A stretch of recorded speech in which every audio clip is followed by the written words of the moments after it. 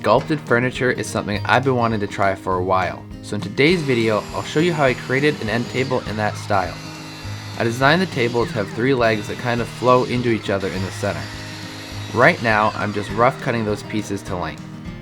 Then I ran one face through the joiner to give me a flat working surface.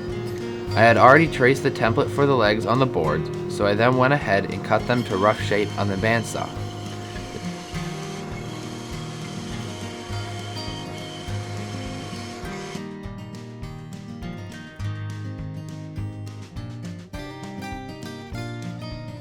The same was done for the piece that joins the legs together.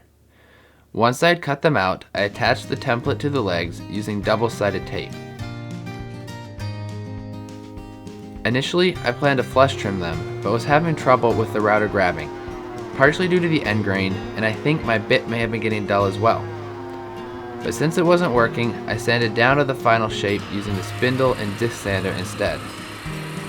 This did end up taking a lot longer, but gave me better results in the end. Ultimately, the shape of the curves didn't need to be exactly the same since they will be sculpted later on. The flat faces on the top, bottom, and center of the legs, on the other hand, did need to be more accurate, so I took the extra care getting them to match the template perfectly.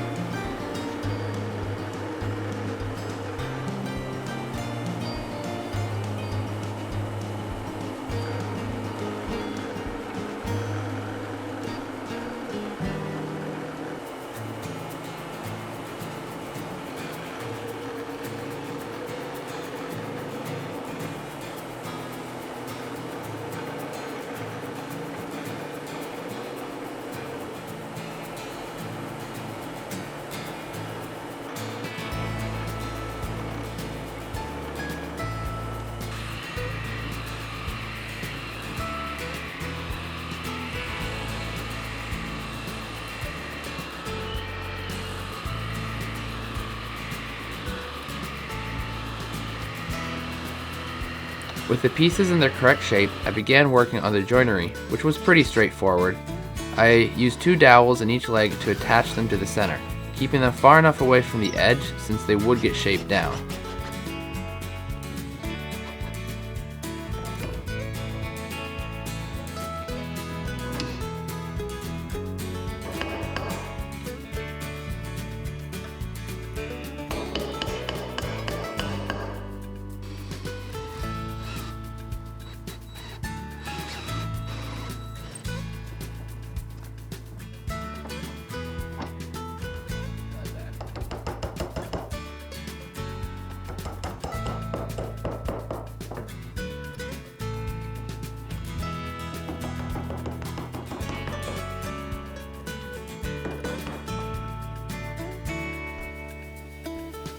Then I used a large roundover bit to get the initial curve on the legs.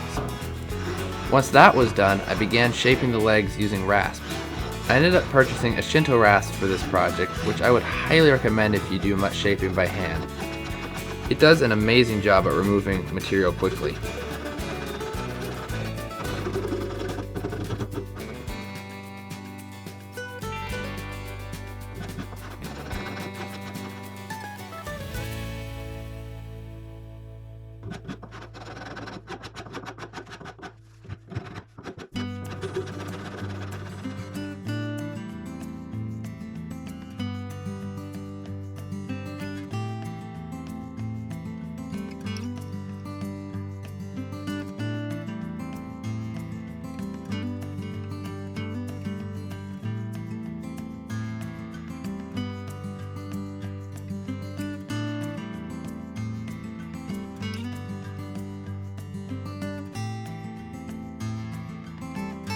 When I had all the legs shaped, I glued them to the center pieces.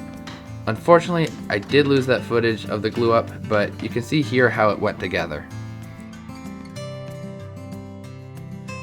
Then I began shaping down the centerpiece so it flowed smoothly into the legs.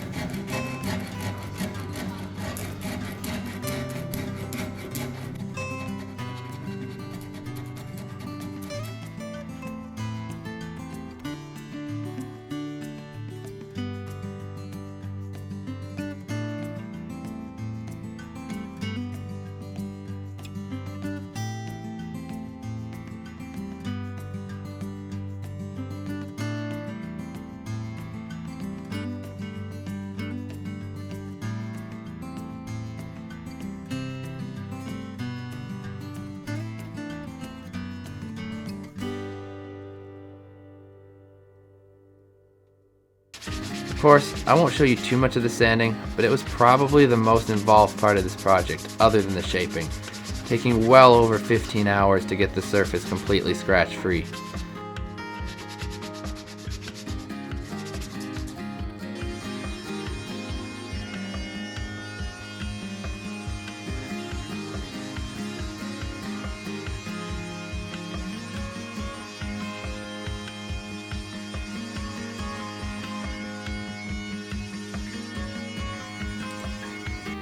Here, I attached sandpaper with some double-sided tape to a flat surface to level out any discrepancies in the top of the legs. Next, I wiped the surface down with mineral spirits to remove any dust and give me a clean surface to apply the finish.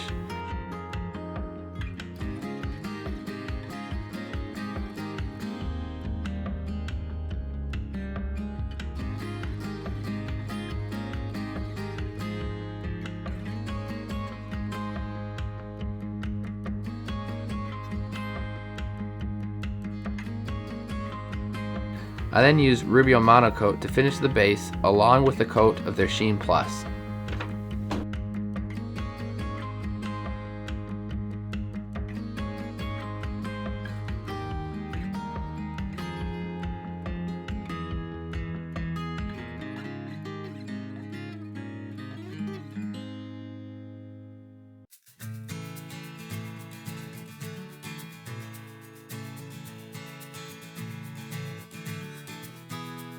I then attached these little stick-on rubber pads to each of the legs.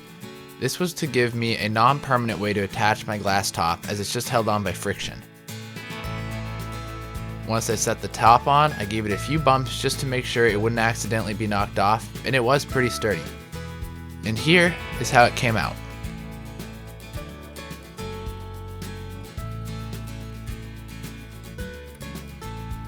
If you enjoyed this video, then please give it a thumbs up and subscribe, and let me know down below if you have any questions or comments, and thanks for watching.